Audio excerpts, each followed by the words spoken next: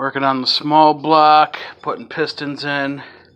We got 7, 5, and 3 in, and a couple more to go. Not too many, but it's running. It's nice and smooth. Got some domes in there. Should be pretty dope. Got almost all of them and got one left. Have not torqued down the rods yet. They're a little cold for today.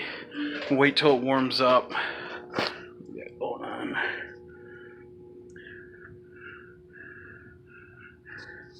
Everything's going together pretty good. Now, the question is, do I use this wind intake manifold, or do I use that one? I mean, I know that one's better for higher RPM, but I don't know. They're both just open plane. But that's for another day.